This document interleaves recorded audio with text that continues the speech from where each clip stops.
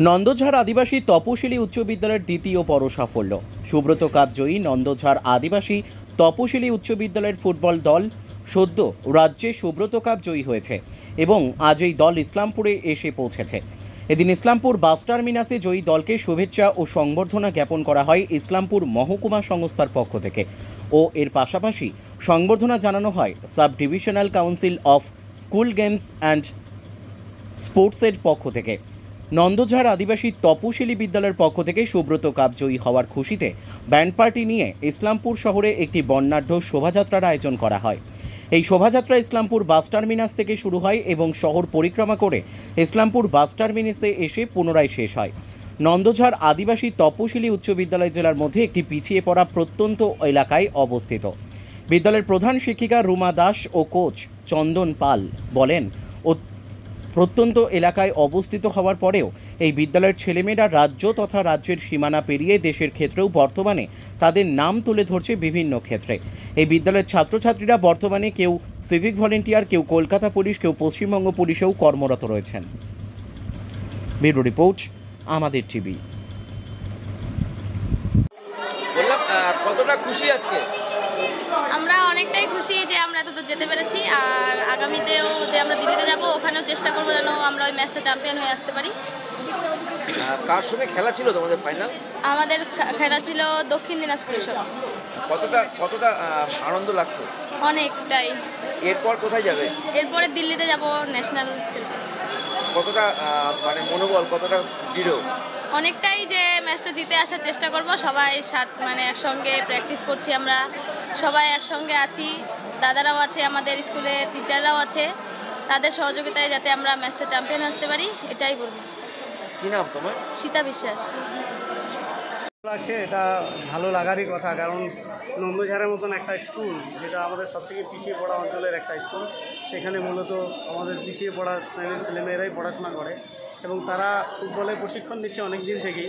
বিগত বছরও তারা সুব্রত কাপে চ্যাম্পিয়ন হয়েছিল, সেই সুবাদে এবার তারা সরাসরি স্টেট লেভেলে খেলার সুযোগ পায় এবং স্টেট লেভেল তারা গত 7 তারিখে খেলতে গিয়েছিল এবং সেখানে তাদের স্টেট লেভেল পর্যায়ে 3টা ম্যাচ ছিল। সেখানে প্রথম ম্যাচে তারা হাতিমারি মালদার একটা স্কুল, সেই স্কুলকে 3-1 গোলে পরাজিত করে এবং সেমিফাইনালে তারা হুগলির পারুল রামকৃষ্ণ সারদা বিদ্যাপীঠ মন্দিরকে তারা 7-0 গোলে পরাজিত করে এবং ফাইনাল ম্যাচে দক্ষিণ দিনাজপুরের সরলা ভূপেন্দ্রনাথ সরকার হাই স্কুলের সঙ্গে হাড্ডাহাড্ডি লড়াই হয়।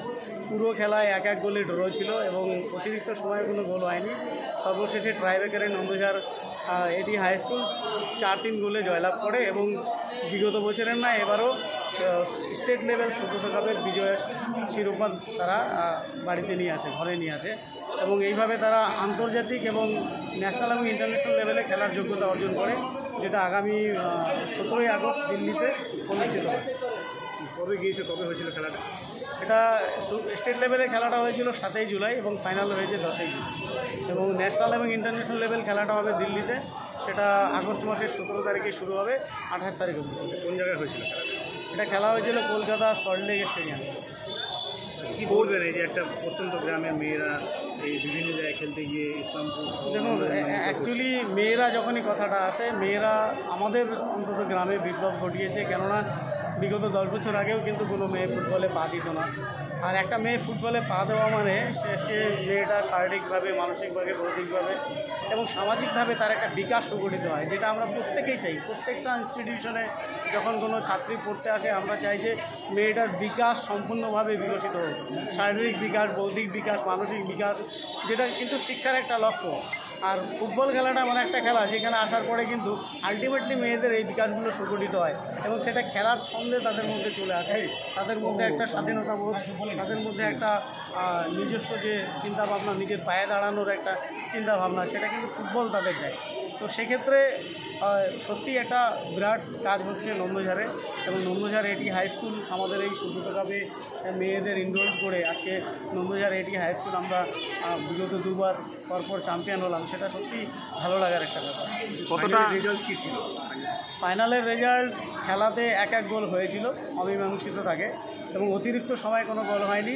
শেষে ট্রাইব্রেকারের মাধ্যমে আমরা 4-3 গোলে জয়লাভ করি। কোচ হিসেবে কতটা গর্বিত অনুভব করছেন? অবশ্যই কোচ হিসাবে আমি খুব খুশি এবং আনন্দিত, গর্বিত। কী নাম আপনার? আমার নাম চন্দন পাল।